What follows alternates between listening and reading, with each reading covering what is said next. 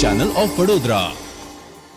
છોટાઉદેપુર જિલ્લાના આદિવાસી વિસ્તારોમાં દેવ દિવાળીની આસ્થાભેર ઉજવણીનો પ્રારંભ થયો છે। છોટાઉદેપુર જિલ્લો એ ગુજરાત રાજ્યના જિલ્લાઓમાં મહત્તમ આદિવાસી વસ્તી ધરાવતા જિલ્લાઓ પૈકીનો જિલ્લો છે। અન્ય સમાજના લોકો મોટે ભાગે દિવાળીએ જ દિવાળીનો તહેવાર ઉજવતા હોય છે, પરંતુ અહીંના આદિવાસી સમાજના લોકો ખાસ કરીને દેવ દિવાળીનો તહેવાર ઉજવતા હોય છે। અહીં છોટાઉદેપુર જિલ્લાના આદિવાસી સમાજના વાલસીભાઈ રાઠવાના જણાવ્યા અનુસાર અહીંના આદિવાસીઓ દેવ દિવાળીની ઉત્સાહભેર ઉજવણી કરતા હોય છે। આદિવાસીઓ હંમેશા પ્રકૃતિની પૂજા કરવામાં માને છે।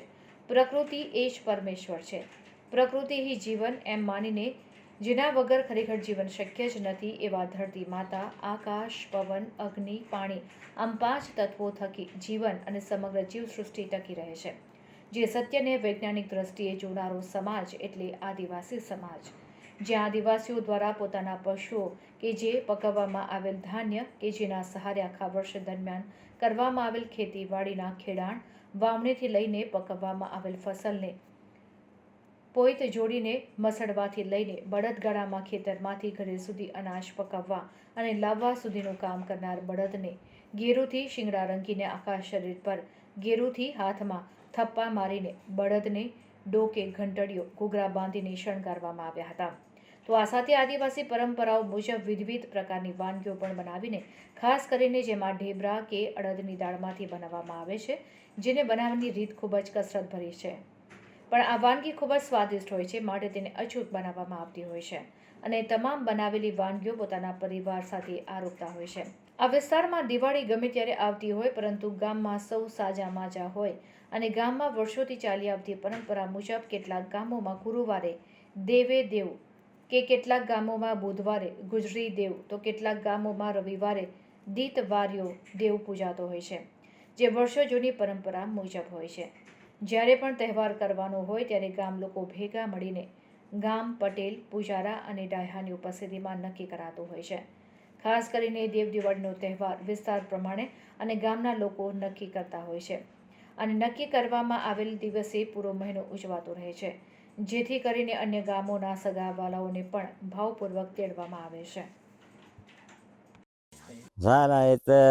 જેમ આપણે વર્ષોથી કરતા આવ્યા અને કરીએ છે પૂજાપાત્રી, અને જેમ આપણે કાળી દિવાળીનું જે ઉજવણી હતી એ કાળી સૌદેહનું કાલે સૌદેશ હતી, અને બુધવારે જાણે બાબાદેવના બાપજીના ડોળા ઉગેડ્યા છે, માળું રણા કાળું રણા એમ કરીને, ભાગડિયા દેવ એમ કરીને ગામની વાળાનો, ગામનો ઈન, ગામનો ખેતરપાલા, ગામનો ગાંદરાને એમ કરીને ડોળા ઉગેડ્યા છે।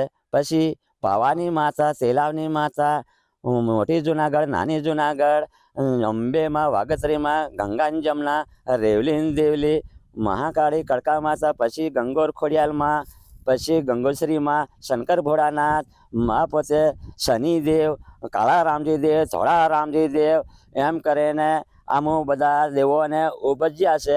પછી હરમાન દાદા અને ઉજવ્યો છે, પછી ગણેશને ઉજવ્યો, પછી હરમાનીને ઉજવ્યા, પછી આપણે જે લુણાવાડા ગુરુને ઉજવ્યા, અને જુનાગઢને, પાવાગઢને, લુણાવાડાને ભાતોજી ને ઉજવ્યા, સોટ્યા પીરું, હલાલિયા પીરુંને ઉજવ્યા, સાલ પોતે રામદેવને ઉજવ્યા, રામાપીરને ઉજવ્યા। આ રીતે હમું કાળી દિવાળીનું હમું આ જેમ ડોહા કર્યું એ રીતે ડાહા કર્યું એ રીતે હમું આ ઉજવણ માળું રણામે હમું ઉજવ્યું છે। એને હમું આદિવાસીનું જે ડોહા કર્યા એ હમું પાછું આ સોરા સોરા છે, કોઈ ડાહા નથી, એટલે હમું સોરા પાલટી આ રીતે હમું ઉજવ્યું છે। હમું બીજું કંઈ કરી શકતા નહીં।